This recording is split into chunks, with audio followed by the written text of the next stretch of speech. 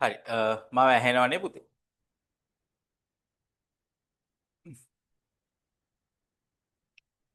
Right. හරි පටන් ගමු.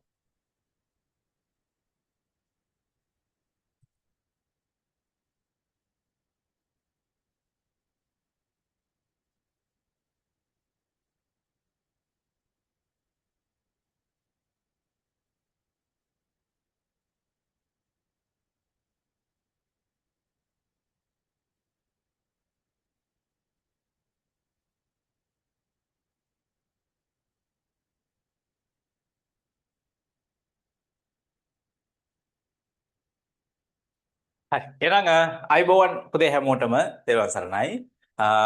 අපි පසුගිය සතිය වෙනකොට 10 වෙනි පාඩම තමයි සාකච්ඡා කරමින් හිටියේ. අ, 10 වෙනි පාඩමේ වැඩ කටයුතු විවරණය අපිට ඒකේ ෂෝට් නෝට් එක සහ යුනිට් ටෙස්ට් එක දාගන්න තියෙනවා. අද දවසේ අලුතෙන් දරුවන් කිහිප දෙනෙක් සම්බන්ධ වෙලා ඉන්න නිසා අද අපි 10 වෙනි පාඩමේ යුනිට් ටෙස්ට් එකයි ෂෝට් නෝට් එකයි තියලා 11 වෙනි පාඩමට එනවා. අපි 11 වෙනි පාඩමේ කරුණු ටික සාකච්ඡා කරලා ඊට පස්සේ අර 10 අපි නවත්තපු තැනට යුනිට් ටෙස්ට් එකයි PDF එකයි දාගෙන ඊට පස්සේ 11 වැඩ ටිකත් ඒ විදිහට කරගෙන යනවා. මොකද අපි සෑම පාඩමක් අවසානයේදී මේ පාඩමේ ෂෝට් නෝට් එකක් දාගන්නවා. ඒ වගේම ඒ පාඩමට අදාළව යුනිට් ටෙස්ට් එකක් කරනවා PDF එකක්. හරිද? එතකොට ඒ වැඩ ටික තියෙද්දි අපි 11 පාඩම අද පටන් අරගෙන ඊට පස්සේ ඉස්සරහට වැඩ ටික කරගෙන යනවා. හරි. යුනිට් ටෙස්ට් අලුතින් ආපු දරුවෝ දැන් යුනිට් ටෙස්ට් කියන්නේ මොනවද කියලා පොඩි ගැටලුවක් ඇති. මම චුට්ටක් එකක් පෙන්නලා එමම ඉස්සරහට යන්න. හරි. දැන් ඔයාලා 8 වසරනේ. එතකොට අපි හැම පාඩමකට අදාළව දෙනවා මේ යුනිට් ටෙස්ට් එක. PDF එකක්. දැන් මේ තියෙන්නේ 8 වසර දෙක සහ තුන පාඩමට අදාළ යුනිට් ටෙස්ට් එක. එතකොට මේ ප්‍රශ්න මේ PDF එකේ තියෙන්නේ දෙවෙනි පාඩමේ තුන්වෙනි පාඩමේ ගත්ත ප්‍රශ්න ටිකක්. ඒතර විභාගයට එන දේවල් අපි පුරුදු වෙන්න තමයි මෙම පාඩමෙන් පාඩමට කරන්නේ. ওই විදිහට පාඩම් 23ටම අපි යුනිට් ටෙස්ට් කරනවා. ඒකට තමයි යුනිට් ටෙස්ට් කියලා කියන්නේ. හරි. ඒතර ඒවා අපි කලින් දානවා. කලින් දාලා ඔයාලා ඊට පස්සේ ඒවා කරගෙන එන්න ඕනේ. ඒවට වෙනම අපි ෆයිල් එකක් තියාගන්න. ඒ ෆයිල් එකට ඒවා දාගෙන එහෙම තමයි යන්නේ. වැඩසටහන මේ තියෙන්නේ 4 වෙනි පාඩම. 8 ශ්‍රේණිය 4 වෙනි පාඩම. එතකොට මේ පාඩමට අදාළව තමයි මේ ප්‍රශ්න ටික තියෙන්නේ. ඔය විදිහට පාඩමෙන් පාඩමට යුනිට් ටෙස්ට් කරනවා. ඒකේ 10 වෙනි පාඩම මේක අපිට කරන්න තියෙනවා. අපි මේ 11 වෙනි පාඩමේ වැඩ කටයුතු ඉවර කරලා ඊට පස්සේ 10 වෙනි පාඩමේ වැඩ කටයුතු වලට යමු. උපාය කුසලතාවෙන් යුතු වෙමු. මේ පාඩමෙන් පුතේ අපි කතා කරන්නේ 550 ජාතක කතා පොත් වහන්සේ තුල තියෙන දීර්ඝතම කතා වස්තුව වන උම්මග්ග ජාතකය. හරි. දැන් අපි දන්නවා 550 ජාතක කතා පොත් වහන්සේ තුල තියෙන්නේ බෝසතාණන් වහන්සේ පෙර ආත්ම භාවයන් වල පාරමිතා පුරපු ආකාරය ඒ ඉපදිච්ච භවයන් වල ඒ පාරමිතා පුරපු විදිය තමයි 550 ජාතක කතා පොත් වහන්සේ තුල තියෙන්නේ. ඒතර ඒකේ උම්මග්ග ජාතකයේ තමයි 550 ජාතක කතා පොත් වහන්සේ තුල තියෙන දීර්ඝතම ජාතක කතා. ඒතර උම්මග්ග ජාතකයේ තියෙන කතාව දෙකක්. කියන්නේ උම්මග්ග ජාතකයේ විස්තර වෙන ඒ කියන්නේ අපි ඉස්සරහට කතා කරනකොට යාට පැහැදිලි වෙයි. උම්මග්ග ජාතකයේම නෙමේ ජාතකයේ තියෙන පොඩි කොටසක් මාතෘකා දෙකක් තමයි අපි අද මේ පාඩමෙන් කතා කරන්නේ. හරි. ඒතර ක්‍රිස්තු පූර්ව 3 වන සියවසේදී මිහිඳු මහරහතන් වහන්සේගේ වැඩමවීමත් සමග අපට බුදුදහම ලැබෙනවා. පාලි ත්‍රිපිටකය වගේම අටුවා දායාද වෙනවා. මේ අටුවා කියලා කියන්නේ බුද්ධ වචනය සඳහා සපයන අර්ථකථන සමූහයට. හරි. දැන් මම ඔයාලට ඉස්සරහට පැහැදිලි කරලා දෙනවා. ක්‍රිස්තු පූර්ව 3 වන සියවසේදී බුදුරජාණන් වහන්සේ පිරිනිවන් පාලා අවුරුදු 236ක් ගියාන් පස්සේ තමයි අපිට ලංකාවට බුදුදහම ලැබෙන්නේ. ඉතින් අපි දන්න කතාවක් තියෙනවා. බුදුරජාණන් වහන්සේ ජීවමානව වැඩ සිටිනකොට බුද්ධත්වයේ ලැබපු පළවෙනි අවුරුද්දේම ලංකාවට වැඩම කළා. මහියංගණයට යක්ෂ ගෝත්‍රික දෙපිරිසක් අතර ඇතිවෙන්න ගිය ආරවුල ගැටුම විසඳන්න බුදුරජාණන් වහන්සේ උරුවෙල් දනව්වේ සිට මහියංගණයට වැඩම කළා. වැඩම කරලා ඒ ගැටුම විසඳලා එයාලට ධර්මයේ දේශනා කරලා එදාම ආපහු උරුවෙල් දනව්ව බලා වැඩම කළා. ඒ වැඩම කරපු පාර අපිට දායාදයක් විදිහට බුදුදහම ලැබුණේ නෑ. ඊට පස්සේ ආපහු වසර ගණනාවකට පස්සේ දෙවනවර නාගදීපයට වැඩම කළා. ඊට පස්සේ ආපහු වසර කිහිපයකට පස්සේ තුන්වෙනි වර කැලණි විහාරයට කැලණියට වැඩම කළා. කැලණියට වැඩම කළාන් පස්සේ තුන්වෙනි වර කැලණියට වැඩම කළාන් පස්සේ සොළොස්මස්ථාන කියන ස්ථාන වලට වැඩම කරලා උන්වහන්සේ නැවත දඹදිව බලා පිටත් වෙනවා. වැඩම කරනවා. මේ එකදු අවස්ථාවකවත් ඒ කියන්නේ බුදුහාමුදුරුවෝ ජීවමානව වැඩ සිටිනකොට අපිට දායාදයක් විදියට බුදුදහම ලැබෙන්නේ නැහැ. වයිට් බෝඩ් එකක් ෂෙයා වුණා. වාගේද හරි. හරි.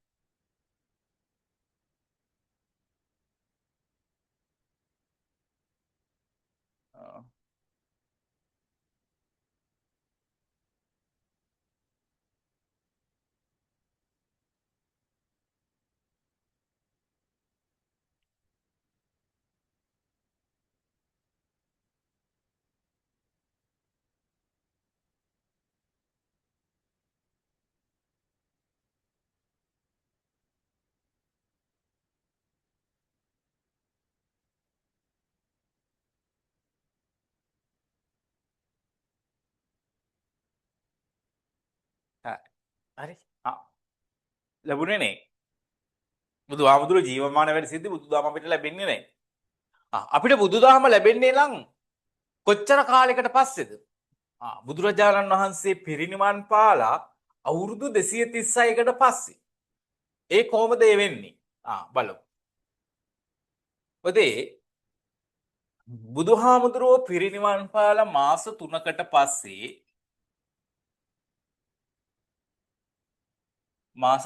පස්සේ පවත්වනවා පළවන ධර්ම සංගායනාව කියලා සංගායනාවක් අපි ඔය ඉස්සරහට ඉගෙන ගන්නවා. හරි. බුදුහාමුදුරුවෝ පිරිනිවන් පාලා අවුරුදු 100කට පස්සේ පවත්වනවා දෙවන ධර්ම සංගායනාව කියලා. ඊළඟ සංගායනාවක්. ඊට පස්සේ බුදුහාමුදුරුවෝ පිරිනිවන් පාලා අවුරුදු 236කට පස්සේ පවත්වනවා පුතේ තුන්වන ධර්ම සංගායනාව කියලා සංගායනාව. තුන්වන ධර්ම සංගායනාව. මෙන්න මේ කාලයේදී මොග්ගලී පුත්තතිස්ස මහරහතන් වහන්සේ තමයි මූලිකත්වයේ ගන්නෙ. රාජ්‍ය අනුග්‍රහකත්වය ලබා දෙන්නේ මේ සංගායනාවට පුතේ කවුද? ධර්මාශෝක රජතුමා. මේ ධර්මාශෝක කියන රජතුමා එයාගේ මුල් නම අශෝක. හරි. එයා අශෝක. එයාගේ නම අශෝක. මේ අශෝක රජතුමාට තිබ්බ ආශාව තමයි එයා රජ කරන එයාගේ රාජ්‍ය තියෙනවා මගධය. මේ අශෝක රජතුමාගේ තියෙන එකම බලාපොරොත්තුව තමයි එයාගේ රාජ්‍ය වටේ දැන් අපි ඔයාලා ඉස්සරහට ලොකු පන්ති වලට යනකොට ඉගෙන ගන්නවා. ಭಾರತයේ 12 මහා ජනපද කියලා ඒ රාජ්‍යයන් 16ක් තියෙනවා. අංග මගධ වජ්ජි කෝසල වත්සේ ඕම කියලා තියෙනවා. ඒතකොට ඒක මේ මගධය රජ කරපු රජතුමා තමයි අශෝක රජතුමා. මෙයාගේ තිබ්බ ආශාව තමයි මේ මගධ රාජ්‍යයට වටේ තියෙන අනිකුත් රාජ්‍යයන් සමග යුද්ධ කරලා ඒවා පරාජය කරලා තමාගේ රාජ්‍යයට එම රාජ්‍යයන් අල්ලගන්න එක. ඒක තමයි මෙයාගේ තියෙන එකම ආශාව. එයා ඒ වෙනුවේ ඒ නිසා ඒ හැම රාජ්‍යයන් එක්කම යුද්ධ කර ජයග්‍රහණය කරගෙන ගියා. අවසානයේදී කාලිංග දේශයත් එක්ක ඔන්න දැන් යුද්ධයක් සූදානම් වෙලා යුද්ධ කරනවා. මේ මගධ කාලිංග යුද්ධයේදී පුතේ විශාල මිනිස්සු ප්‍රමාණයක් ජීවිතක්ෂයට පත් වෙනවා. මේ යුද්ධය නිසා මිනිස්සු ගොඩක් මැරෙනවා. ඒ යුද්ධය පැවැත්වුණු තැන මේ අශෝක දැන් අර මේ යුද්ධ ගතියක් තියෙන නිසා අශෝකව මිනිස්සු හඳුන්වනවා චණ්ඩාශෝක කියලා. හරි. ඡණ්ඩ අශෝක චණ්ඩාශෝක. يعني යා ඡණ්ඩියෙක් එයාට මෙන්න මේ වගේ දේවල් තියෙන නිසා අශෝකව චණ්ඩාශෝක කියලා විදිහට තමයි හඳුන්වන්නේ. දැන් මේ යුද්ධය කරපු ඒ භූමියේ පෞගොඩා ගිහිල්ලා රජතුමාගේ මේ අශෝක රජතුමා ගිහිල්ලා බලනවා. බලනකොට ඒ භූමිය තනිකර රතු පාටයි. ඒ භූමිය තනිකර ලේ වලින් තෙත් වෙලා. බැලූ තැන මිනිස්සු මැරිලා වැටිලා ඉන්නවා. මිනිස්සුගේ අතපය කඳවල් වලින් වෙන් වෙලා ඔලු තැන්වල කකුල් තැන්වල මේ අම්මලා ළමයින්ව තුරුළු කරගෙන අඬනවා මැරිලා. ළමයි අම්මලව තාත්තලව තුරුළු කරගෙන අඬනවා. රජතුමාට මේක දැකලා හරිම කලකිරීමක් ඇති වෙනවා. මේ රජතුමා නිසා නේද මේ මගේ මේ රාජ්‍යයන් අල්ලගන්න තියෙන බල තණ්හාව නිසා නේද මේ මිනිස්සු ගොඩාක් මැරලා තියෙන්නේ කියලා රජතුමා කලකිරීමකටපත් වෙනවා. ඔය අවස්ථාවේ උතරින් වැඩම කරනවා පුතේ නීග්‍රෝධ කියලා සාමණේර හාමුදුරුවෝ නම. එතකොට හාමුදුරුවෝ කෙනෙක් ඒ වඩින විදිය දිහා මේ අශෝක රජතුමා බලාගෙන ඉන්නවා. හරිම සංවර ඇවතුම් පැවතුම් ඇතුව මේ නීග්‍රෝධ සාමණේරයන් වහන්සේ වැඩම කරනවා. රජතුමාගේ සිත අර කලකිරීමටපත් වෙලා තිබ්බ සිත පැහැදීමකටපත් වෙනවා මේ නීග්‍රෝධ හාමුදුරුවෝ දැක්ක. එන්න කියනවා නීග්‍රෝධ හාමුදුරුවන්ට රජමාලිගාවට. නීග්‍රෝධ මේ චූටි සාමණේරයන් වහන්සේ ගිහිල්ලා රජමාලිගාවට වැඩම කරනවා. වැඩම කරලා රජතුමා ඉද්දිම ගිල රජතුමාගේ සිංහාසනයෙන් වාඩි වෙනවා. වාඩි වෙලා රජතුමාට කියනවා රජතුමනි මට රජතුමාත් බලනවා මොකද්ද යකෝ මේ උනේ එකපාරටම ඇවිල්ලා මගේ සිංහාසනේ වාඩි වුණා. රජතුමනි මට අර ගහකින් කොළයක් කඩන් එන්න කියලා මේ නීග්‍රෝධ හාමුදුරු රජතුමාට අණ කරනවා. රජතුමාත් ඉතින් හාමුදුරුවෝ කෙනෙක් ගිහිල්ලා ගහෙන් කොළයක් කඩාගෙන එනවා. ඇවිල්ලා මේ නීග්‍රෝධ හාමුදුරුවන්ට දෙනකොට එයා හාමුදුරුවෝ කියනවා හාමුදුරුවෝ මට දැන් ඔය කොළේ එපා. ඕක ගිහලා ආපහු අර ගහේ තිබ්බ විදියටම රඳවන්න. රජතුමා බලනවා මොකක්ද මේ හාමුදුරුවෝ මේ කියන්නේ? මට කිසි දෙයක් තේරෙන්නේ නැහැ. ගහකින් කොළයක් කඩන් එන්න කිව්වා. දැන් කියනවා ඒ කොළේ ආපහු ගහේ තිබ්බ විදියට රඳවන්න. රජතුමා කියනවා භික්ෂුව ගහකින් කොළයක් කැඩුවන් පස්සේ ආපහු ඒක ගහේ රඳවන්න බෑ. ඒක තිබ්බ විදියට ආපහු තියන්න බෑ. කැඩුවොත් කැඩුවා තමයි. එතකොට මේ හාමුදුරුවෝ කියනවා රජතුමනි ඒ වගේ තමයි මනුස්ස ජීවිතයත්. මේ මිනිස්සෙගේ ජීවිතය නැති වුණායින් පස්සේ ආපහු මේ මිනිස්සට ඒ ජීවිතය ළඟා කරගන්න බෑ. ජීවිතය ලබා ගන්න බෑ. මනුස්ස ජීවිතයක වටිනාකම රජතුමාට පැහැදිලි කරලා දෙමින් මෙන්න මේ නීග්‍රෝධ සාමණේරයන් වහන්සේ ධර්මයේ දේශනා කරන්න පටන් ගන්නවා. ඒ ධර්මය අහපු අශෝක රජතුමා මොකද්ද වෙන්නේ පුතේ? එයාගේ අර ඡණ්ඩ ගති සියල්ලම අතහැරලා එයා බුදුදහම වැළඳ ගන්නවා. බුදුදහම වැළඳගත් දවසේ ඉඳන් අර එයාගේ තිබ්බ යුද්ධ කරන දේවල් ඡණ්ඩ ගතියේ සියල්ලම අතහැරලා මෙයා ධාර්මිකව ජීවත් වෙන්න පටන් ගන්නවා. ඒ නගරයේ හැම තැනකම මේ රාජ්‍යයේ හැම තැනකම දානශාලා විවෘත කරනවා. පැය 24 ඕනම කෙනෙකුට ගිහිල්ලා කන්න බොන්න නැති බඩගිනි තියෙන ඕනම කෙනෙකුට ගිහිල්ලා නොමිලේ කන්න පුළුවන්. ඔය අපි පොයට දන්සල් දෙන්නේ ඒ වගේ. මේ රට පුරා විහෙර විහාරස්ථාන ඉදි කරනවා. විහෙර විහාරස්ථාන ප්‍රතිසංස්කරණය කරනවා. බුදුදහම රජතුමා වැළඳ ගන්නවා. එතකොට බුදුදහම රජතුමා වැළඳ ගත්තයින් පස්සේ බුදුදහම සඳහා වැඩි අනුග්‍රහයක් රජතුමා විසින් ලබා දෙනවා. දැන් අර ඡණ්ඩ ගති අතහැරලා ධර්මානුකූලව ජීවත් වෙන නිසා තමයි ඔන්න අශෝක ඡණ්ඩාශෝක වෙලා ඡණ්ඩාශෝක අවසානයේදී ධර්මාශෝක වුණා. ධාර්මිකව ජීවත් වෙන නිසා ධර්මාශෝක කියලා ඔන්න හඳුන්වන්න පටන් ගත්තා. හරි. දැන් මේ කාලයේ ಭಾರತයේ බුදුදහම විතරක් නෙමෙයි. තවත් ආගමික මතවාද ඉදිරිපත් කරපු ඒ වෙනත් ආගමික කොට්ටාස හිටියා. ආගමික නායකයන් හිටියා. දැන් රජතුමා බුදුදහම වැළඳගෙන රජතුමාගේ අනුග්‍රහකත්වය ලැබෙන්නේ බුදුදහමට. බොහෝ ලාභ ප්‍රයෝජන ලැබෙන්නේ බුදුදහමට. දැන් අනිත් ආගම් වල අය කල්පනා කරා රජතුමා බුදුදහම වැළඳගෙන ඒ බුදුදහම වෙනුවෙන්ම ඒකේ චිරස්තිය උන්නතිය වෙනුවෙන්ම කටයුතු කරනවා. බුදුදහමේ අයට බුද්ධාගමේ අයට විතරයි සියලුම ලාභ ප්‍රයෝජන ලැබෙන්නේ. අපිට වරප්‍රසාද මුකුත් ලැබෙන්නේ නැහැ. ලාභ ප්‍රයෝජනයක් මුකුත් ලැබෙන්නේ නැහැ. අපිත් ඒකට මොකද්ද කරන්න ඕනේ? මේ ලාභ ප්‍රයෝජන ලබා ගන්න නම් අපිත් බොරුවට සිවුරක් දාගෙන මේ පැවිදි වෙමු කියලා. ඔන්න මේ කාරණාව නිසා දුසිල්වත් කට්ටිය පැවිදි වෙන්න පටන් ගත්තා. ඇයි පැවිදි වුණේ? පැවිදි වෙන්නේ ඇත්තටම කෙනෙක් මේ සසර දුකෙන් එතර වෙලා මේ නිවන අවබෝධ කරගෙන සසර දුකෙන් එතර වෙන්නනේ. එතකොට ඒ වෙනුවෙන් බණ භාවනා කරන්න ඕනේ, පිළිවෙත් පුරන්න ඕනේ, ධර්මයේ ඇසිරෙන්න ඕනේ.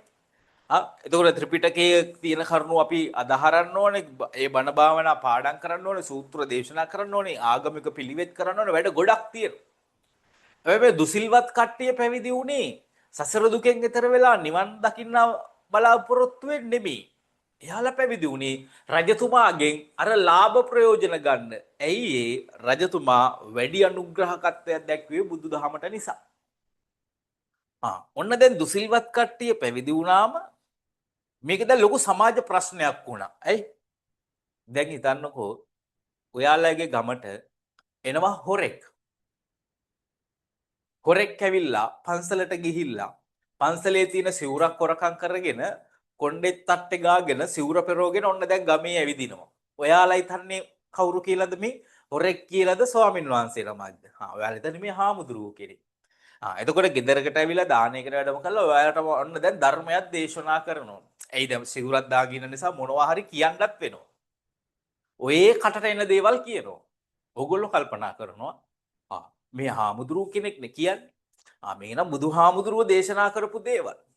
ඕගොල්ලෝ අහන මිනිස්සුව විශ්වාස කරන්න ගන්න.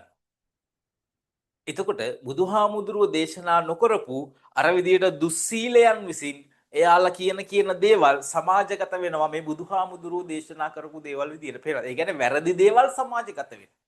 ඇයි බොරු ස්වාමින් වහන්සේලානේ.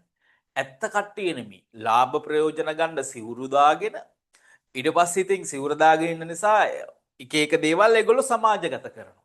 හැබැයි ඒව බොරු දේවල්. එයාලා ධර්මය ගැන කිසි දෙයක් දන්නේ නැහැ. ඔන්න ඕක බරපතල ප්‍රශ්නයක් කියලා ඒ කාලේ හිටපු කට්ටිය දැක්කා. දැකලා තමයි මෙන්න මේ තුන්වන ධර්ම සංගායනාව පවත්වන්න තීරණය කළේ ධර්මාශෝක රජතුමාගේ රාජ්‍ය අනුග්‍රහකත්වයෙන්. තුන්වන ධර්ම සංගායනාව පැවැත්වුවේ මොකටද? අර විදියට ලාභ ප්‍රයෝජන බලාපොරොත්තු වෙන්නේ පැවිදි වෙච්ච ඒ දුසිල්වත් මහණුන්ව හඳුනාගෙන එයාලව ශාසනයෙන් නිරපා දමන්න. ඒකට තමයි මේ සංගායනාව පැවැත්වුවේ. ඉතින් ওই සංගායනාවේදී ඒ විදියට ලාභ ප්‍රයෝජන අපේක්ෂාවෙන් පැවිදි වුණු දුසිල්වත් මහණුන් 60000ක් හඳුනා ගන්නවා. ඒ 60000ම පුතේ ශාසනයෙන් නිරපා හරිනවා. නිරපා හැරලා මොකද කරන්නේ? ධර්මාශෝක රජතුමා පුතේ ක්‍රියාත්මක කරනවා දේශාන්තර ධර්ම ප්‍රචාරණ වැඩසටහනක්. දේශාන්තර ධර්ම ප්‍රචාරණ වැඩසටහනක් ආරම්භ කරනවා. මෙන්න මේ වැඩසටහනින් රටවල් 9කට ධර්ම දූත කණ්ඩායම් 9ක් ඔස්සේ බුදුදහම ප්‍රචාරණය කරලා හරිනවා. එතකොට මේ රටවල් 9න් එකක් තමයි පුතේ තම්බපන්නිය කියලා කියන්නේ අපේ කොහෙද? ශ්‍රී ලංකාව. එහෙනම් ශ්‍රී ලංකාවට පුතේ බුදුදහම ලැබෙන්නේ බුදුරජාණන් වහන්සේ පිරිනිවන් පාලා අවුරුදු 236කට පස්සේ පවත්වපු තුන්වන ධර්ම සංගායනාවේ ප්‍රතිඵලයක් විදියට තමයි ශ්‍රී ලාංකික අපිට බුදුදහම ලැබෙන්නේ. පැහැදිලිනේ? එතකොට අපිට බුදුදහම දැන් අර මං කියන්නේ රටවල් 9කට ධර්මදූත කණ්ඩායම් 9ක් ඔස්සේ යවනවා. ඒතර ලංකාවට ආපු ධර්මදූත කණ්ඩායම තමයි මිහිඳු මහරහතන් වහන්සේ සමග මිහිඳු මහරහතන් වහන්සේ ඇතුළු ධර්මදූත කණ්ඩායම. ධර්මාශෝක රජතුමාට හිටියා පුතේ. ධර්මාශෝක රජතුමාට හිටියා දරුවන් දෙදෙනෙක්. එක්කෙනෙක් තමයි මහින්ද කුමාරයා. අනිත් එක්කෙනා කවුද? සංගමිත්තා තෙරණිය. මහින්ද කුමාරයා තමයි පුතේ මිහිඳු ළමින් පැවිදි වෙන්නේ. අපි ඒකනේ මිහිඳු මහරහතන් වහන්සේ මෙරටට වැඩම වීම අපි මහින්දාගමනය කියලා හඳුන්වන්නේ. ඒකට මිහිඳු කුමාරයා තමයි මිහිඳු නමින් පැවිදි වෙන්නේ. එහෙනම් මිහිඳු හාමුදුරුවෝයි සංගමිත්තා තෙරණියයි කියන්නේ කවුද? ධර්මාශෝක රජතුමාගේ දුවයි පුතයි ඒ දෙන්න පැවිදි වෙන. හරි. ඔන්න ඔහොම තමයි පුතේ අපිට බුදුදහම ලැබෙන්නේ. පැහැදිලිනේ? ඔන්නෝම මිහිඳු මහරහතන් වහන්සේ ක්‍රිස්තු පූර්ව 3 වන සියවසේදී බුදුරජාණන් වහන්සේ පිරිනිවන් පාලා අවුරුදු 236කට පස්සේ බුදුදහම ලංකාවට වැඩම වීමත් එක්ක අපිට දායාදයක් විදියට ලංකාවේ බුදුදහම ස්ථාපිත වෙනවා. රජතුමා බුදුදහම වැළඳ ගන්නවා.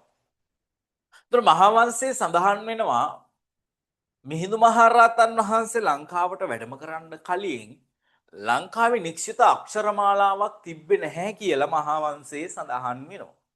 හරි එතකොට මේ වෙනකොට පුරාවිද්‍යාඥයෝ විසින් ඒවා ගවේෂණය කරලා ඒ තොරතුරු තාමත් එහෙම හොයාගෙන යනවා. ඒවා තාම පර්යේෂණ කරනවා. නමුත් අපි ඉතිහාසය ගැන අදාරන ප්‍රධානම මූලාශ්‍රයක් වන මහාවංශයේ සඳහන් වෙනවා. මොකද්ද?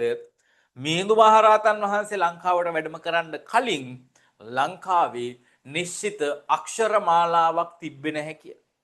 මිහිඳු මහරහතන් වහන්සේ ඉන්දීය බ්‍රාහ්මීය අක්ෂර උපයෝගී කරගෙන නව අක්ෂර මාලාවක් අපි වෙනුවෙන් සකස් කළා කියලා මහාවංශයේ සඳහන් වෙනවා. එන ඔය අක්ෂර මාලාවත් එක්ක අපිට පුතේ පාලි ත්‍රිපිටකයත් හම්බ වෙනවා වගේම ඒ පාලි ත්‍රිපිටකයට අටුවා සම්පාදනය වෙනවා. අටුවා දායාද වෙනවා. අටුවා කියලා කියන්නේ මොනවද?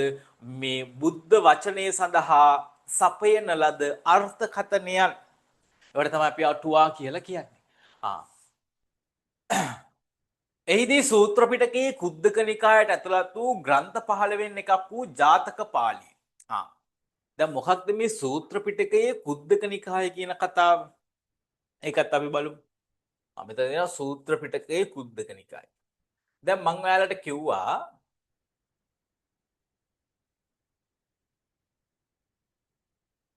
බුදුහාමුදුරුවෝ පිරිනිවන් පාල මාස 3කට පස්සේ පළවෙනි ධර්ම සංගායනාවක් පවත්වනවා කියලා. හරි. දැන් බුදුරජාණන් වහන්සේ අවසාන ජීවමානව වැඩ සිටි අවසාන භාගයේදී ආයු සංස්කාරය අතහැරලා පිරිනිවන් පාන තව මාස 3කින් පිරිනිවන් පානවා කියලා නිමේ ප්‍රකාශ කරනවා. ඒ බුදුහාමුදුරුවෝ පිරිනිවන් පානවා කියලා ප්‍රකාශ කරපු වෙලේ ඉඳන් පෘථග්ජන භික්ෂුන් වහන්සේලා ඒ කියන්නේ රහත් ඵල නොලබපු කිසිම මාර්ගඵලයක් නොලබපු පෘථග්ජන භික්ෂුන් වහන්සේලා එයාලා හඬමින් වැළපමින් ශෝක වෙමින් කල්ගත කරන්න පටන් ගන්නවා. රහතන් වහන්සේලා සියලු කෙලෙසුන් නැති කරලා තියෙන නිසා එයාට දුකක් දැනෙන්නේ නැහැ. එයාට දුකක් නැහැ. කෙලෙසුන් සියල්ල නැති කරලා තියෙන්නේ. හැබැයි පෘථග්ජන කට්ටිය එහෙම වෙලා නැහැ. එයාලට ඒ දුක දැනෙනවා. ඉතින් බුදුහාමුදුරුවෝ පිරිනිවන් පානවා කියන ආරංචිය මේගොල්ලන්ට දරා ගන්න බැරි වෙනවා. ඔන්න දැන් බුදුහාමුදුරුවෝ පිරිනිවන් පානවා. පිරිනිවන් පෑවෙන් පස්සෙත් එහෙම තමයි පුතේ. අර පෘථග්ජන හාමුදුරුවෝ ගොල්ලෝ මොකද්ද කරන්නේ? එයාලා හඬමින්, වැළපෙමින්, ශෝක වෙමින් තමයි කල් ගත කරන්නේ. ඔන්න ඔතනදී එනවා සුභද්‍ර කියලා හාමුදුරුවෝ කෙනෙක්. සුභද්‍ර කියලා හාමුදුරුවෝ කෙනෙක් එනවා. මේ සුභද්‍ර භික්ෂුව එයත් පෘථග්ජන කෙනෙක්. එයා ඇවිල්ලා කියනවා එවත්නි නොහඬව් නොවලපියව් ශෝක නොකරව් අපි මේ මහා ශ්‍රමණයාගෙන් මිදුණෝ වෙමු. මොකද්ද කියන්නේ? එවත්නි මහණෙනි අඬන්න වැළපෙන්න ශෝක කරන්න එපා. අපි දැන් බුදුහාමුදුරුවන්ගෙන් මිදුණා කියලා කියනවා. ඔන්න ඔය කතාව ඇහෙනවා මහා කාශ්‍යප මහරහතන් වහන්සේට. මහා කාශ්‍යප මහරහතන් වහන්සේ කල්පනා කරනවා මේ සම්බුද්ධ ශාසනය ඇතුළෙන්ම මේ වගේ ප්‍රකාශයන් එන්න ගත්තොත් මේ ශාසනය පරිහානියටපත් වෙයි. ඒ නිසා අපි වහාම ධර්ම සංගායනාවක් පවත්වන්න ඕනි කියලා තමයි මේ මාස 3ක බුදුහාමුදුරුවෝ පිරිනිවන් පාලා මාස 3කට පස්සේ පළවෙනි ධර්ම සංගායනාව පවත්වන්නේ. හරි. ඒකට හේතුව වෙන්නේ මොකද්ද? දැන් අපි අර 3 වන ධර්ම සංගායනාවට හේතු වන කිව්වේ ලාභ ප්‍රයෝජන අපේක්ෂාවෙන් පැවිදුණ කට්ටිය වඳුන ගන්න. එහෙනම් මේක පවත්වන්න හේතුව තමයි මේ සුභද්‍ර භික්ෂුව විසින් කියපු ඒ අබද්ද්‍ර ප්‍රකාශය නිසා. හරි. එයාගේ වචනය නිසා. මේ කාලේ වෙනකොට පොත්පත් එව මුකුත් නැහැ. බුදුහාමුදුරුව දේශනා කරලා තිබ්බ සියලුම දේශනාවන් කටපාඩමින් තමයි ඉස්සරහට කට්ටිය පැවැත්වගෙන ආවේ. හරිද? ආ. එතකොට ත්‍රිපිටකය කියන්නේ මොකක්ද? ත්‍රිපිටකය කියන්නේ විනය පිටකය, සූත්‍ර පිටකය, අභිධර්ම පිටකය. අපි මේ තුනට තමයි පුතේ ත්‍රිපිටකය කියලා කියන්නේ.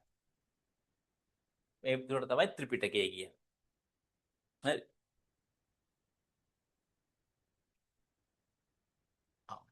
ඔන්න දැන් බුදුහාමුදුරුවෝ පිරිනිවන් පාලා මාස 3යි. ඔන්න පළවෙනි ධර්ම සංගායනාව තියෙනවා. ධර්මය සහ විනය විසිරීලා තියෙන්නේ.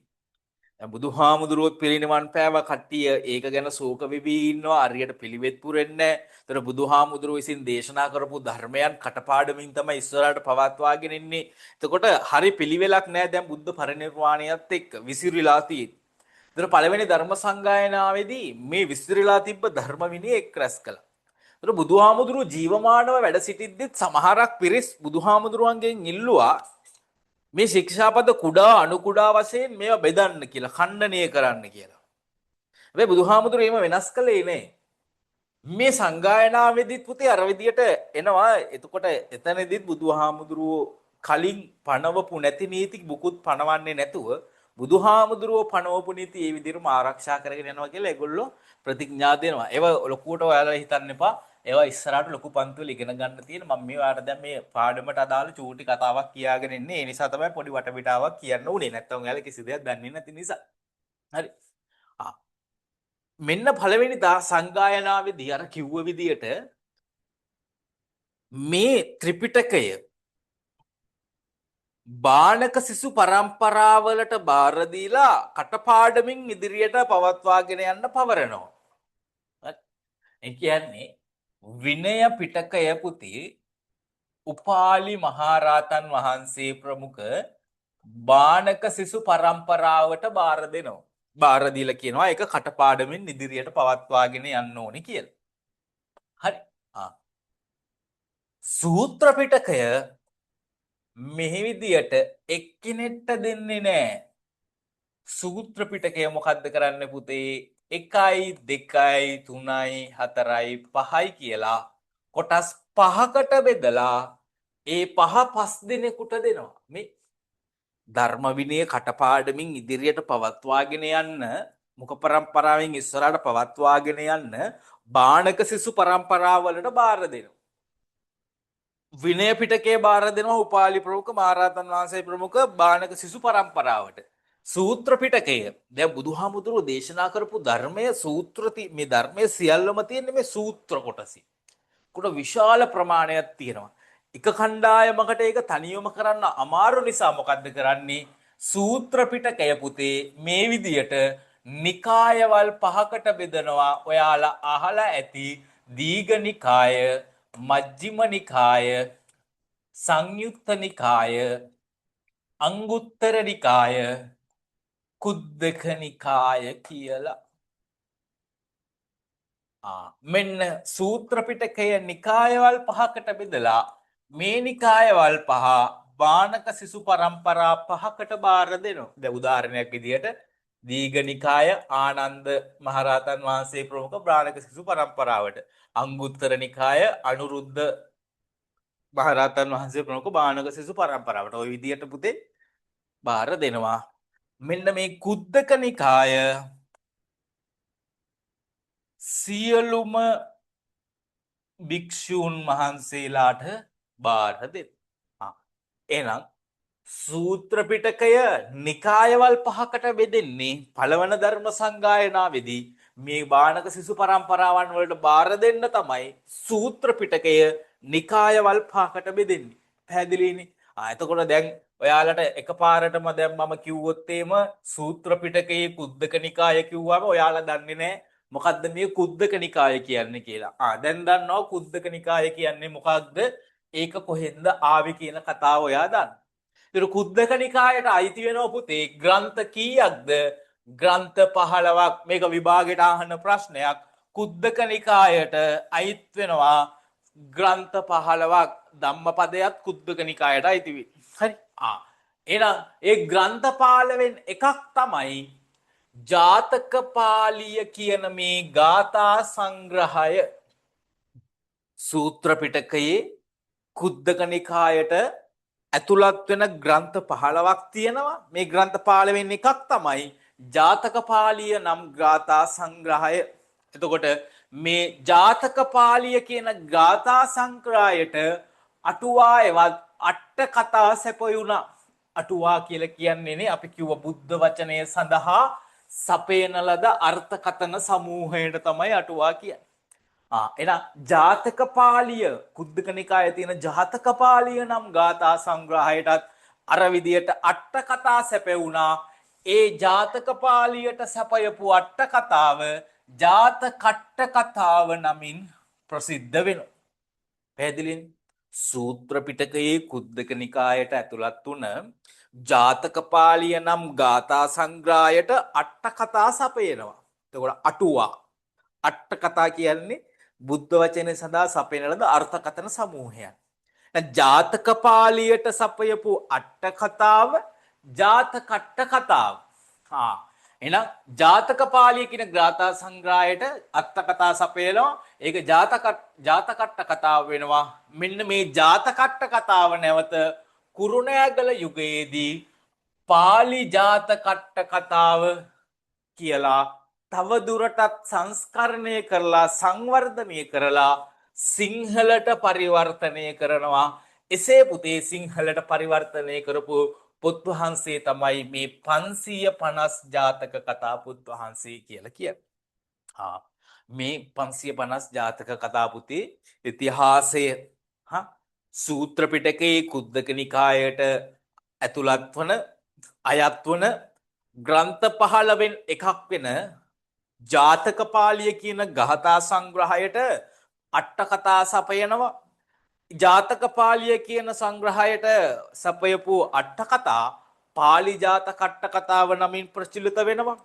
කුරුණෑගල යුගයේදී මේ පාලි ජාතකට්ට කතාව තවදුරටත් සංස්කරණය කරලා සංවර්ධනය කරලා සිංහල භාෂාවට පරිවර්තනය කරනවා. එසේ සැකසුණු ග්‍රන්ථය තමයි 550 ජාතක කතා පුත් වහන්සේ කියලා අපි හඳුන්වන්නේ. එහෙනම් හියතකී ජාතක පාළිය ඇතුළත් වූ ගාථා බුද්ධ දේශනා වූ බැවින් ජාතකට්ට කතාව වගේම සිංහල ජාතක පොත් වහන්සේ තුලද ඇතුළත් කතා වස්තු බුද්ධ දේශනායයි මෙරට සදහැවත් බෞද්ධයෝ විශ්වාස කරයි. උම්මග්ග ජාතකයත් එයට ඇතුළත්. එතකොට 550 ජාතක කතා පොත් වහන්සේ තුල පුතේ ජාතක කතා තියෙනවා කීයක්ද? 547ක්. ජාතක කතා 550ක්ම නෑ, තියෙන්නේ 547යි. හරි. 550ක්ම නෑ, 547යි තියෙන්නේ. අපන්නක ජාතකය තමයි පළවෙනි ජාතකය. දීර්ඝතම ජාතකය තමයි උම්මග්ග ජාතකය. ඒතර උපාය කුසලතාවයෙන් යුතුව ගැටලු වලට මුහුණ දීමට සහ ඒවා විසඳා ගැනීමට උම්මග්ග ජාතකයේ එන මහෝෂධ පණ්ඩිත චරිතය අපට මඟ පෙන්වයි. පුතේ බුදුවරයෙක් මේ ලෝකයට පහළ වෙනකොට හරි බුදුවරයෙක් මේ ලෝකයට පහළ වෙනකොට සාරාංශක කල්පලක්ෂයක් පුරාවට ඉඳගෙන පුතේ බුදු වෙන්න මොනවා කරන්න ඕනේද? පාරමිතා පුරන්න ඕනේ. නිකන් ආවට ගියාට එසේ මෙසේ බුදුවරයෙක් පහළ වෙන්නේ නැහැ. ඒ පුරණ පාරමිතා සමූහයට අපි කියනවා දස පාරමිතාව කියලා. ඒව ලොකු පන්ති වල අපි ඉගෙන ගන්නවා. මේ පාරමිතා පුරලා තමයි පුතේ මේ බුද්ධත්වය සාක්ෂාත් කරගන්න. මේක එතකොට ආත්ම භාවයකින් දෙකකින් තුනකින් වෙන වැඩක් නෙමෙයි. මේ සාරාංශක කල්පයක් පුරාවට මොකද්ද වෙන්නේ? මේ බුදුවරයෙක් බුදු බව පතාගෙන පාරමිතා පුරනවා. එතකොට අපි ගෞතම බුදුරජාණන් වහන්සේත් මේ විදියට සාරාංශක කල්පයක් පුරාවට ඉඳන්ම පෙර ආත්ම භාවවලදී බුදු බව පතාගෙන පාරමිතා පිරුවා. මං ගුවා දස පාරමිතා කියලා පාරමිතා 10ක් තියෙනවා. ඒ 10න් එකක් තමයි පුතේ ප්‍රඥා පාරමිතාව. ප්‍රඥා පාරමිතාව කියලා පාරමිතාවක් තියෙනවා. එතකොට බෝසතාණන් වහන්සේ බුදු බව පතාගෙන ප්‍රඥා පාරමිතාව පුරපු ආකාරය තමයි මේ උම්මග්ග ජාතකයෙන් විස්තර කෙරෙන්නේ. ඒතර බෝසතාණන් වහන්සේ මහෝසඳ පඬිතුමාගේ චරිතයෙන් මේ උම්මග්ග ජාතකය අපිට දැක බලා ගන්න පුළුවන්. හරි. බෝසතාණන් වහන්සේ පෙර ආත්ම භාවය මේ උම්මග්ග ජාතකයේ තියෙන්නේ. එතකොට බෝසතාණන් වහන්සේ මහෝසඳ පඬිතුමාගේ චරිතය තමයි නිරූපණය කරන්නේ. හරි. සවැත් නුවර දෙව්රම්මේර ධම්සභා මණ්ඩපයේ භික්ෂුන් වහන්සේලා අතර ලෞතර බුදුරජාණන් වහන්සේගේ ප්‍රඥා මහිමය පිළිබඳ සාකච්ඡාවක් ඇති වුණා. හරි. සවැත් නුවර දෙව්රම්මේර ජේතවනාරාමේ ධම්සභා මණ්ඩපයේදී මේ භික්ෂුන් වහන්සේලා පිරිසක් මේ බුදුහාමුදුරුවෝ ජීවමානව වැඩ සිටිනකොට හොඳේ. භික්ෂුන් වහන්සේලා පිරිසක් බුදුරජාණන් වහන්සේගේ ප්‍රඥා මහිමය පිළිබඳ පොඩි සාකච්ඡාවක් කතිකාවතක් යනවා. මේ සාකච්ඡාව යන අතරතුරදී බුදුරජාණන් වහන්සේ මේ ස්ථානයට වැඩම කරනවා. බුදුරජාණන් වහන්සේ වැඩම කළාම භික්ෂුන් වහන්සේගෙන් අහනවා දැන් බුදුහාමුදුරුවෝ භික්ෂුන් වහන්සේලාට උපදෙස් දීලා තියෙන්නේ ඔයගොල්ලෝ කතා බහ කරනවා නම් ධර්ම කතිකාවතක නිරත වෙන්න. එහෙම නැත්නම් නිශ්ශබ්දව ඉන්න. නිකන් ප්‍රයෝජනයක් නැති වචන ප්‍රයෝජනයක් නැති දේවල් කතා කරන්න එපා. හරි? ධර්ම කතිකාවතක නිරත වෙන්න. එම ධර්ම කතිකාවතක් නිරත වෙන්න නැතිනම් නිශ්ශබ්දව සිටින්න කියලා තමයි බුදුහාමුදුරුවෝ භික්ෂුන් වහන්සේලාට දේශනා කරලා තියෙන්නේ. ඒත් බුදුහාමුදුරුවෝ අහනවා දැන් මම වඩින අතරතුරදී ඔබලා මොනවද සාකච්ඡා කරමින් සිටියේ? කුමන කතාවකද නිරත වෙලා හිටියේ? මේ භික්ෂුන් වහන්සේලා කියනවා ස්වාමීනි අප ඔබ වහන්සේගේ ප්‍රඥා මහිමය පිළිබඳ තමයි සාකච්ඡා කරමින් හිටියේ. එතකොට බුදුරජාණන් වහන්සේ මේ භික්ෂුන් වහන්සේලාට කියනවා මහණෙනි මාගේ ප්‍රඥා මහිමය ප්‍රකට වන්නේ අද පමණක් නොවේ සසර ආත්ම භාවවලදීත් එසේම සිදු වෙලා තියෙනවා කියලා අර භික්ෂුන් වහන්සේලාට පැහැදිලි කරමින් තමයි මේ භික්ෂුන් වහන්සේලාට උම්මග්ග ජාතකයේ දේශනා කරන්නේ. බුදුරජාණන් වහන්සේ තුල තියෙන ඒ ප්‍රඥා ගුණ බල මහිමය මේ භික්ෂුන් වහන්සේලා කතා කර ඉන්නකොට බුදුරජාණන් වහන්සේ එතනට වැඩම කරනවා. බුදුහාමුදුරුවෝ ඔයාලා මොනවා ගැනද කතා කර හිටියේ? එතකොට මේ භික්ෂුන් වහන්සේලා බුදුහාමුදුරුවන්ට පිළිතුරු දෙනවා. භාග්‍යතුන් වහන්සේ අපි ඔබ වහන්සේගේ ප්‍රඥා මහිමය පිළිබඳ තමයි කතා කර හිටියේ. එතකොට බුදුහාමුදුරුවෝ දේශනා කරනවා මහණෙනි අද විතරක් නෙමේ හරි මේ භවයේ විතරක් නෙමේ මගේ ප්‍රඥා මහිමය පෙර ආත්ම භාවවල පවා ප්‍රකට වෙලා තියෙනවා කියලා පැහැදිලි කරලා තමයි උම්මග්ග ජාතකයේ දේශනා කරන්නේ. ඔන්න උම්මග්ග ජාතකයේ තියෙනවා යට ගිය දවස මීයලු නම් නුවරක් තියෙනවා. ඒ නුවර පාලකයා කවුද? වේදේහ රජ කෙනෙකි. මීයලු නුවර පාලකයා කවුද? වේදේහ නම් රජ කෙනෙක්. මේ විභාගයට අහනවා මතක තියාගන්න. හරි. වේයලු නුවර මීයලු නම් නුවර පාලකයා කවුද? වේදේහ නම් රජු.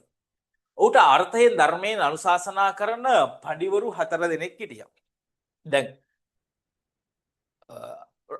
රටක් රාජ්‍ය පාලනය කරන පාලකයාට උපදෙස් අපේන උපදෙස් කමිටුවක් ඒ වගේම අනුශාසනා කරන පඬිවරුන් මේ ඈත අතීතයේ ඉඳන් හිටියා.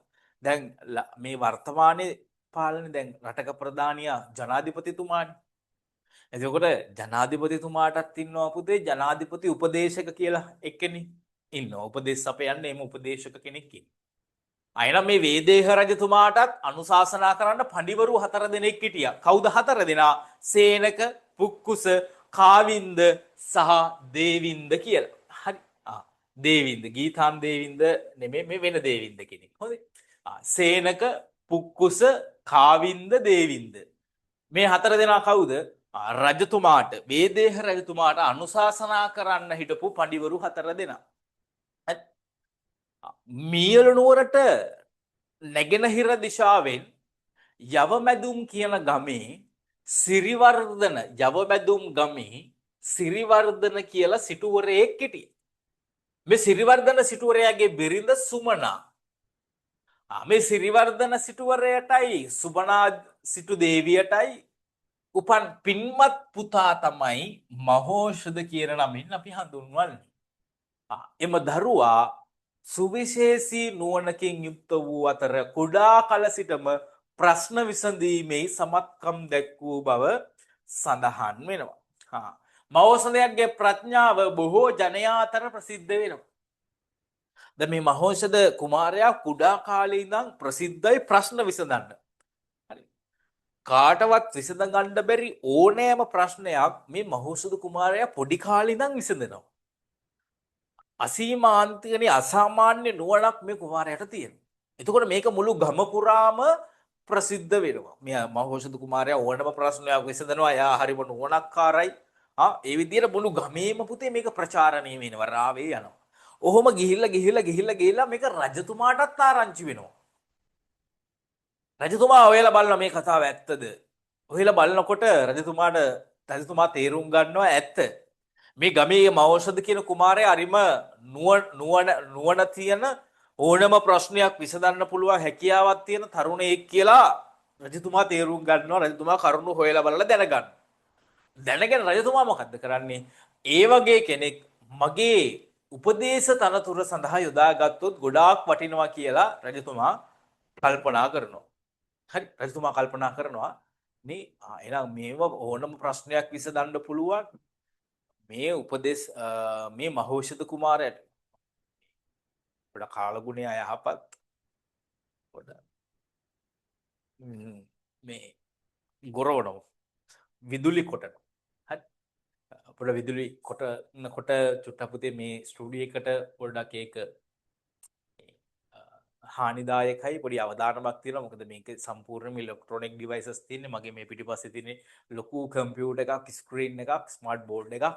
එතකොට ඒවට එම මේ කියන්නේ බොක්ස් අපිට මේවා විකුණනකොට මේ ආයතන කියන්නේ අකුණු ගහන වෙලාවට ඔන් කරන්න එපා කියලා මම හිතන්නේ. මොකද මේක ලොකු විශාල මුදලක් මේ බෝඩ් එක. සාමාන්‍යයෙන් ඒක මේ සෙට් එකට මුදල් ලක්ෂ 10කට වැඩිය යනවා මේ ස්මාර්ට් බෝඩ් එක ගන්න. හරි එතකොට ඒගොල්ලෝ මොකක් හරි දැන් වොරන්ටි තියෙනවා. මේවා කෑලියේ මඩුයි කෑලි ගණන්. ඒ නිසා එයාලා අපිට විකුණනකොටම කියන්නේ මේ අකුණු ගහන වෙලාවට එම මේ කොන් කරන්න එපා. එහෙම කියලා කියලාම තමයි දෙන්නේ. හරි ප්‍රශ්නයක් නෑ බලමු අපි කරගෙන යන්න පුළුවන් වෙයි. හරි රජතුමා කල්පනා කරනවා මේ වගේ නුවණක් තියෙන ප්‍රඥාවන්තයෙක් මගේ උපදේශ තනතුරට ගත්තොත් හොඳයි. හැබැයි මේ කාරණාවට පුතේ පුරෝහිත පිරිස කැමති වෙන්නේ නැහැ. අර එයාලගේ හිටපු අර කුමාරවරු 4 දෙනයි මේ පඬිවරුන් 4 දෙනයි පුරෝහිතවරුයි කැමති වෙන්නේ නැහැ. රජතුමා එයාව ගෙන්න ගන්න මහෞෂධ කුමාරයාව මේ උපදේශ තනතුරට ගෙන්න ගන්න හදනකොට පුරෝහිත පිරිස මොකද කරන්නේ? මොනවා හරි කියලා එක දේවල් ඒ ක්‍රියාව වළක්වලා දානවා. රජතුමා බැලුවා දැන් මේක හරියන්නේ නැහැ.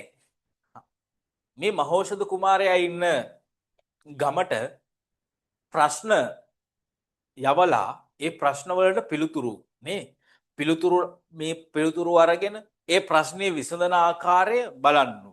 එතකොට මේ පුරෝහිත පිරිසටත් ඒ රාජ සභාවේ ඉන්න පිරිසටත් මුකුත් කියන්න බෑ. එතකොට මට මෙයාව මගේ උපදේශ තනතුරට ගන්න පුළුවන්. හරි. ඊට පස්සේ රජතුමා මොකද්ද කළේ? ඒ ප්‍රශ්න දෙකක් යොමු කරනවා. ඒ ප්‍රශ්න වලින් පස්සේ මහෞෂධ කුමාරයාව එයාගේ උපදේශ තනතුරට කොහොම හරි අවසානයේදී ගෙන්න ගන්න. මුලින්ම යවන ප්‍රශ්නය තමයි පුතේ දණ්ඩක ප්‍රශ්නය. මොකද්ද? දණ්ඩක ප්‍රශ්නය. මහෞෂධ කුමාරයාගේ ප්‍රඥාව විමසා බැලීම සඳහා රජතුමා නොයෙක් උපක්‍රම භාවිතා කළා. දැන් රජතුමාට ඕනේ තවත් මේක තව දුරටත් පරීක්ෂා කරගෙන මේ කුමාරයාව කොහොම හරි උපදේශ තනතුරට ගන්න. හරි. රජතුමා මොකද්ද කළේ? කිහිරි ගසක දඩු කැබැල්ලක් වෙන් කරගෙන අරගෙන කිහිරි ගසක දඩු කැබැල්ලක් අරගෙන ඒ දඩු කැබැල්ල පොත්ත ඉවත් කරනවා. හරි.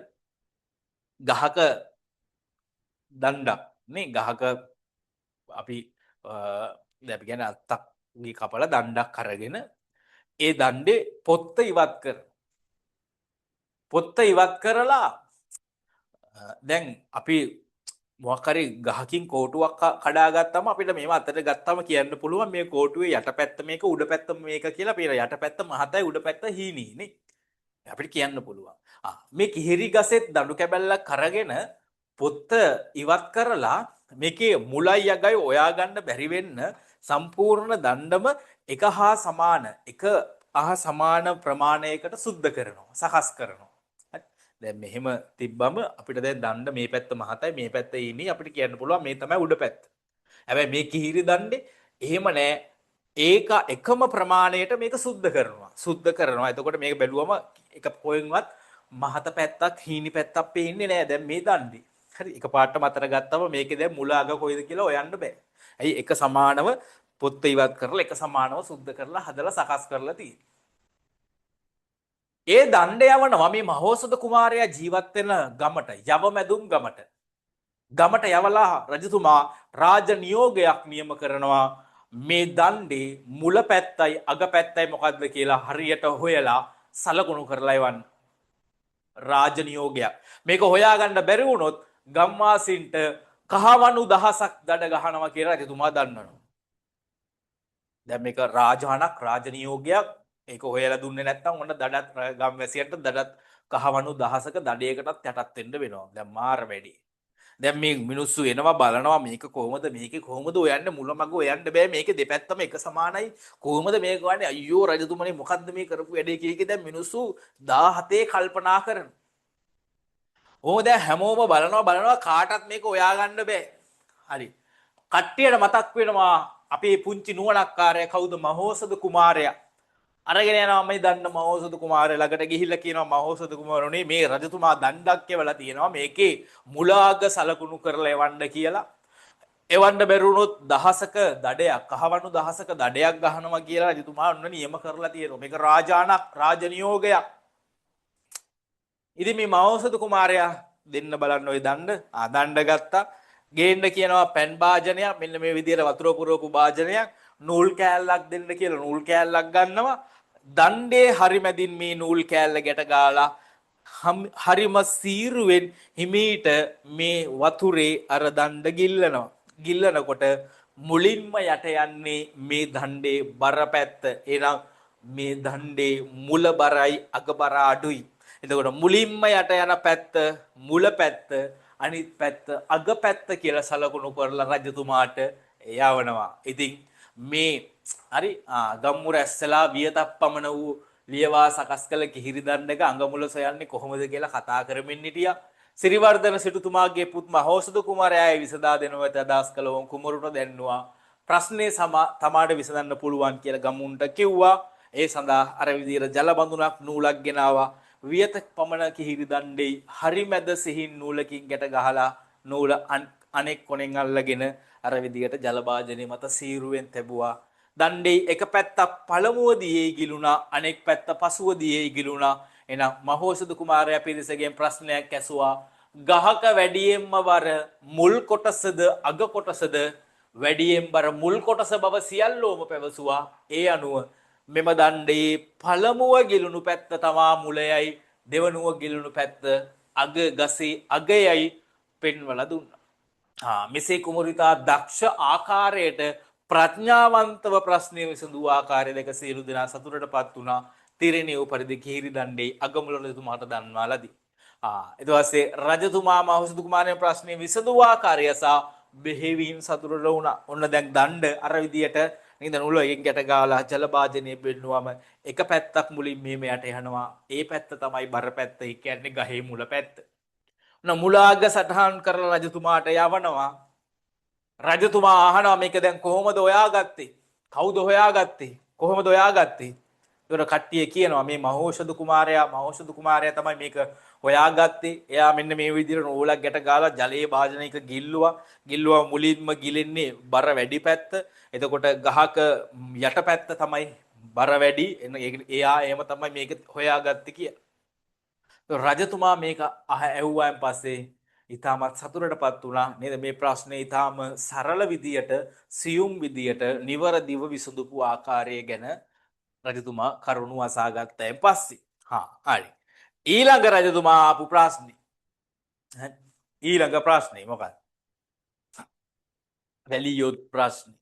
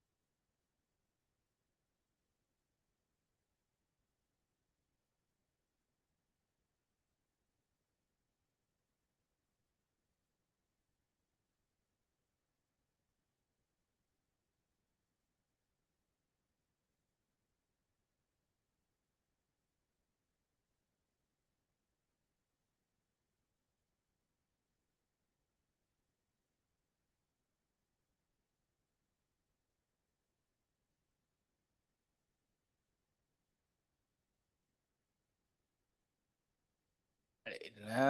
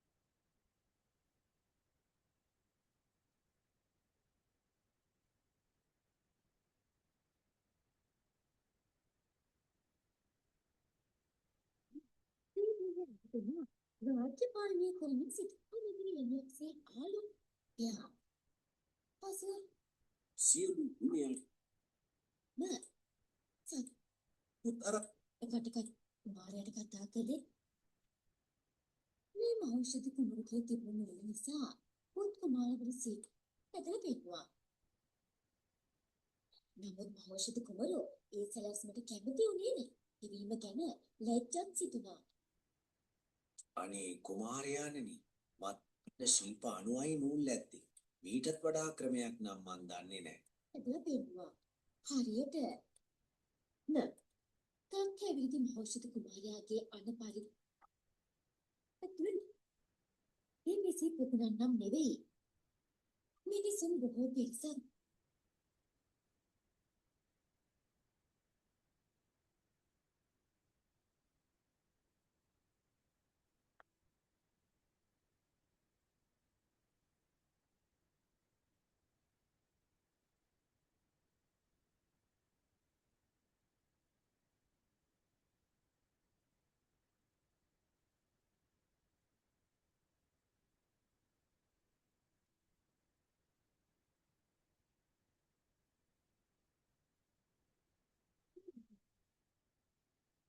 දෙමින් රණ්ඩු කරනවා. ඖෂධ කුමරු මේ කාන්තාව දෙදෙනා දෙස හොඳින් මල් සුවඳ. හොඳයි. දැන් එහෙනම් කියමු බලන්න මේන් කාට හරි සබ්බ සංහාරක සුවඳක් දැනුහද කියලා. තත්ත්වයේදී ඖෂධ ඉතා අලංක නේද? කවුද සෙර? කවුද සැබෑ හිමිකාරය කියලා? දැන්වත් කියව. පී සෙර නේද? කෛරාටික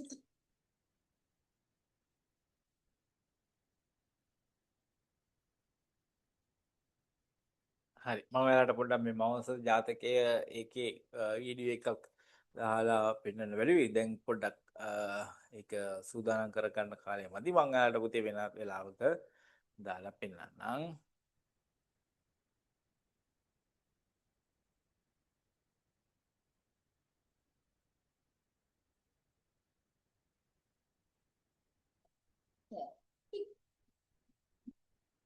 පුළුවගේ සත්තු නැතුව ඉන්න වචන වලින් කතා නැති බව සිටියා. අර දෙදෙනා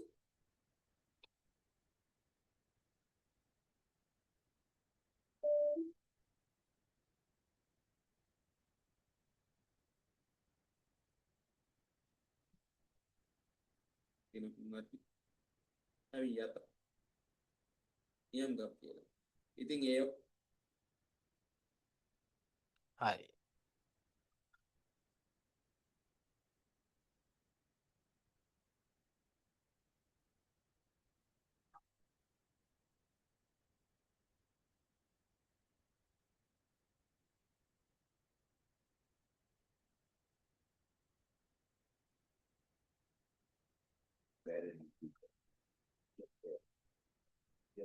පොස් බව දැනවීම කොට ළඟ වූ විට වචනවලට ඉදු ප්‍රගෙන ක්‍රියාවක් හරි ඒ වීඩියෝ එක අපි වෙන දවසක බලමු. අද පොඩ්ඩක් එක බලන්න සූදානම් කරගන්න කාලයක් මදි. හරි වීඩියෝ එක මම ඔයාලට ඊළඟ දවසේ වෙන දවසක දාලා පෙන්නන්න. හරි දෙවෙනි ප්‍රශ්නය තමයි පුතේ වැලියොත් ප්‍රශ්නය. හරි පළවෙනි ප්‍රශ්නය දණ්ඩක ප්‍රශ්නය දෙවෙනි ප්‍රශ්නය වැලියුත් ප්‍රශ්නය. මේ ප්‍රශ්න දෙකම රජතුමා එවන්නේ මේ මෞසුදු කුමාරයාගේ නුවණ පරීක්ෂා කරලා බලන්න. හරි මේ මීයලු නුවර වේදේහ රජතුමාට නැවතත් ආපහු මේ මෞසුදු කුමාරයාගේ ප්‍රඥාව පිළිබඳ විමසා බලන්න හිතුණා. උපක්‍රමයක් හොයුවා. උපක්‍රමයක් හොයලා රජතුමා සේවකයෙක්ට කතා කරලා සේවකයට ලියුමක් දෙනවා අසුනක් දෙනවා. මෙන්න මේක ගිහිල්ලා අර ගමට මේ මෞසුදු කුමාරින්න ගමට මේක දෙන්න. ඒකද මොකද්ද තියෙන්නේ? ආයේ ලියුමේ තියෙන්නේ රජතුමා ඔන්චිලි පදින්න ඊටාම ආසයි, ඔන්චිලි පැදීමට ඊටාම ප්‍රිය කරයි. එතුමා පැදමින් සිටි ඔන්චිල්ලාවේ පැරණි වැලි ලණුව කැඩී ගියේය. එම වැලි ලණුව වෙනුවට අලුත් වැලි ලණුවක් සාදා එවන්න, නැතිනම් දහසක දඩයක් ගවන්න සිද්ධ වෙනවා කියලා ගමට ඔන්න පණිවිඩයක් යවනවා. දැන් මේ හසුන මේ ලියුම කියපු ගම්වැසියෝ බය වෙන්න පටන් ගන්නවා. ඇයි? එයාලා කල්පනා කරනවා වැලි ලණුවක් කියන්නේ මොකක්ද? මේ වැල්ලෙන් සෑදූ ලණුවක් අපි නම් ජීවිතේට දැකලා නැහැ. දැන් ලණු හදනවා කොහු වලින්, දැන් නම් ඔය ප්ලාස්ටික් වලින් හදනවා. ඉතින් කොහු වලින් තමයි ඉස්සර ලණු හදන්නේ.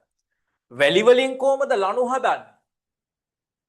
එහෙමත් ලණු හදන්න පුළුවන්.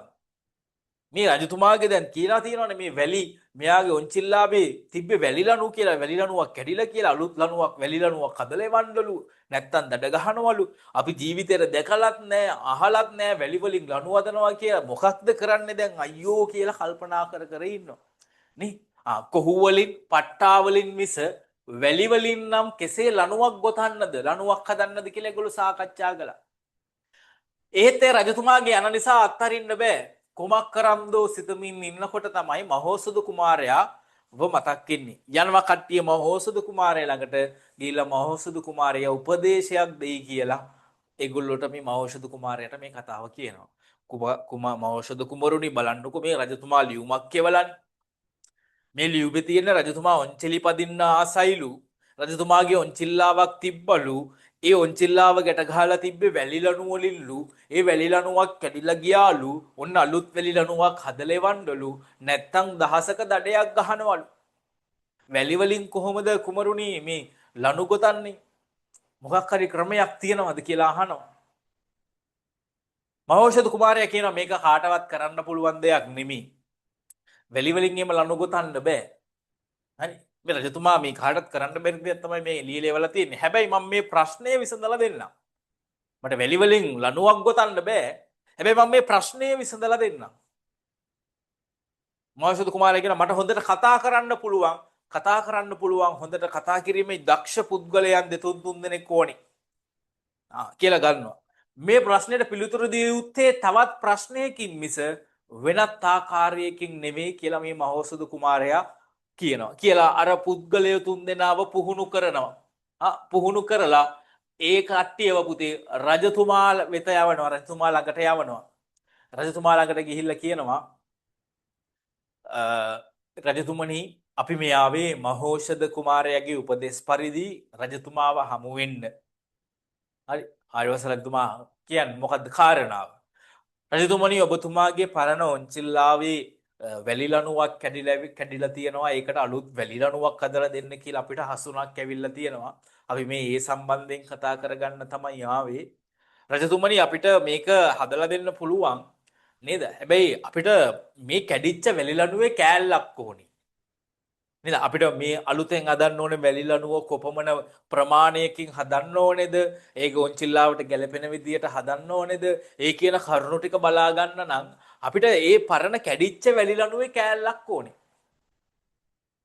අපි මේ ලණුව දිහා බලලා කුඩා වැලි කැට දාලා හදපු ලණුවක්ද ලොකු වැලි කැට දාලා හදන ලණුවක්ද ප්‍රමාණයෙන් කොපමණ ලණුවක්ද කියලා බලාගෙන ඒ ලණුවේ ප්‍රමාණයට ලණුවක් හඹරලා දෙන්නම්.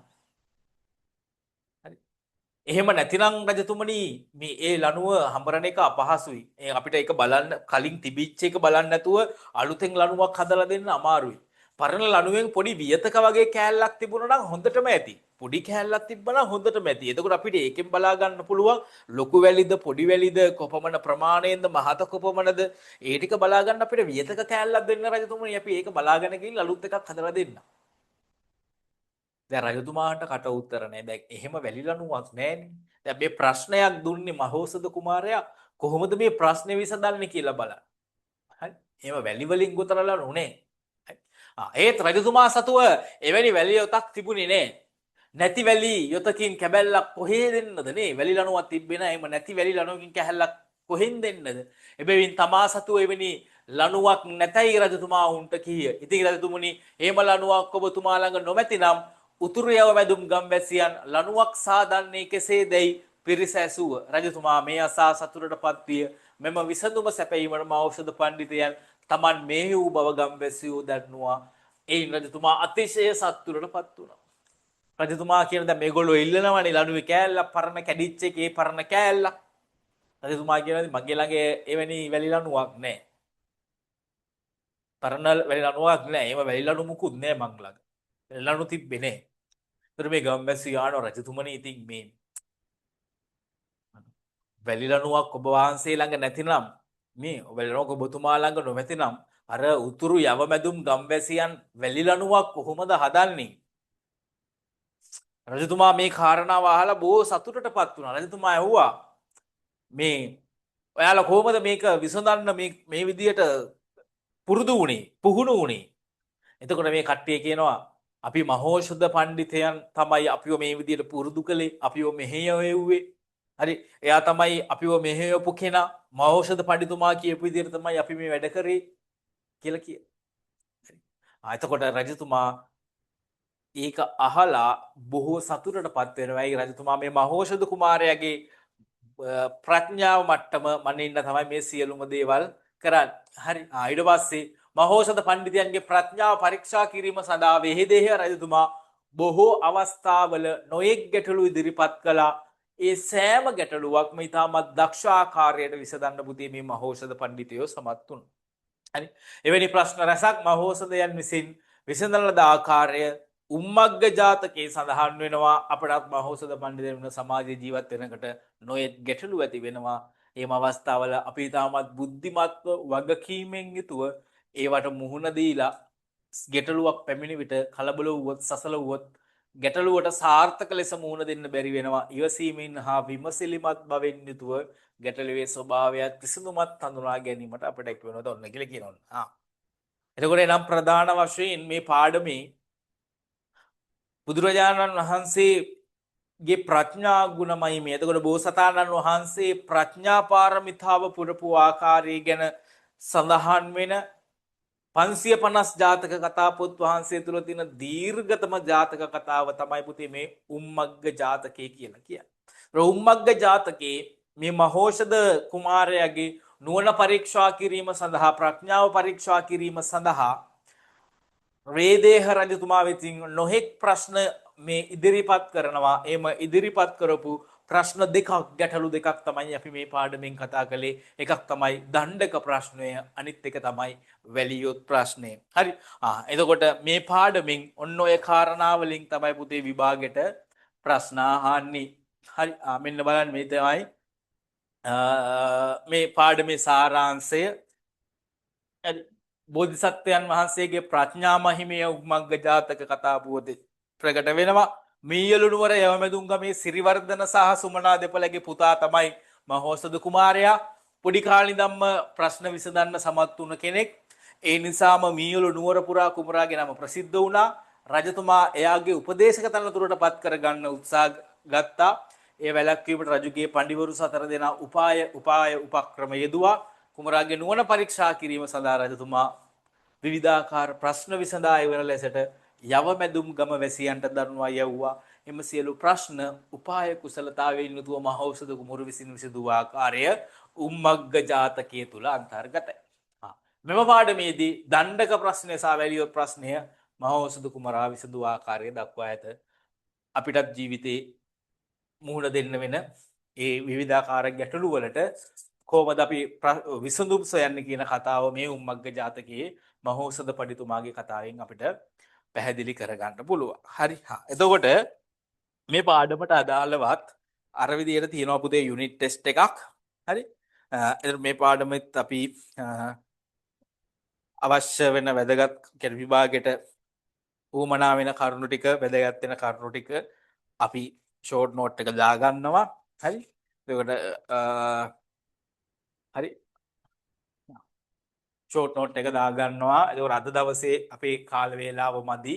අපි ඊළඟ දවසේ මේ 11 වෙනි පාඩමට අදාළව ෂෝට් නෝට් එක දාගෙන යුනිට් ටෙස්ට් එක කරමු.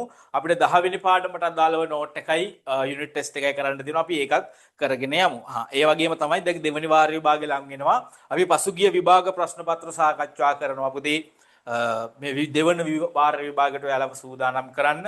මේ තියරි ටික කතා කරනවා. ඒ වගේම ෂෝට් නෝට් යුනිට් ටෙස්ට් ඊට පස්සේ පාස් පේපර්ස් පසුගිය විභාග ප්‍රශ්න පත්‍ර පන්ති ඇතුලේ සාකච්ඡා කරලා ඔයාලගේ ලකුණු ඉහළ දාන්න වැඩ පිළිවෙලක් තමයි පන්ති ඇතුලේ තියෙන්නේ. හරි. ඒතර මේ පන්තිය උගන්වන්නේ ප්‍රශ්න පත්‍රයට, يعني ප්‍රශ්න පත්‍රයට බුද්ධ ධර්ම උගන්වන පන්තිය. හරි. ඔය මැසේජස් යනවා පුතේ ගොඩාක් ඩිරෙක්ට් ප්‍රයිවට් මැසේජ් ඇවිල්ලා තියෙනවා. දිගටම සම්බන්ධ වෙන්න විස්තර දෙන්න කොහොමද එහෙම විස්තර ටිකක්. හරි මේ නම්බරයට WhatsApp මැසේජ් එකක් දාන්න 074යි 051යි 83යි 98 මේක මගේ නම්බර එක. මේකට WhatsApp මැසේජ් එකක් දාන්න පුළුවන්. එහෙම නැත්නම් මේ පන්ති මාලාව පැවැත්වෙන්නේ My Guiders හරි ඔයාලගේ විද්‍යාව ගුරුවරයා ගීතාංශගේ My Guiders අධ්‍යාපන ආයතනයේ තමයි පුතේ මේ පන්ති පැවැත්වෙන්නේ. ඒතකොට My Guiders එකට කතා කරලා ඔයාට අවශ්‍ය විස්තරය සියල්ල ලබා ගන්න පුළුවන්. හරි. හරි. එහෙනම් අපි අද දවසේ අපේ පන්තියේ වැඩ කටයුතු ටික අපි මෙතනින් නවත්තනවා.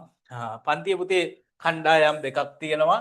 එකක් තමයි සෙනසුරාදා 5 අනිත් සිකුරාදා 5 අනිත් කණ්ඩායම සෙනසුරාදා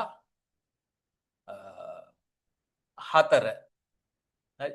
ඒතර පළවෙනි කණ්ඩායම දෙවෙනි කණ්ඩායම මේ දෙකෙන් එකකට සම්බන්ධ වුණාම ඇති. අද කරන මේ සිකුරාදා කරන එකම තමයි සෙනසුරාදාත් කරන්නේ. හරි. ඒක සිකුරාදා බැරි කයට සෙනසුරාදා එන්නේ. මේ විදිහට තමයි කණ්ඩායම් දෙක තියෙන්නේ.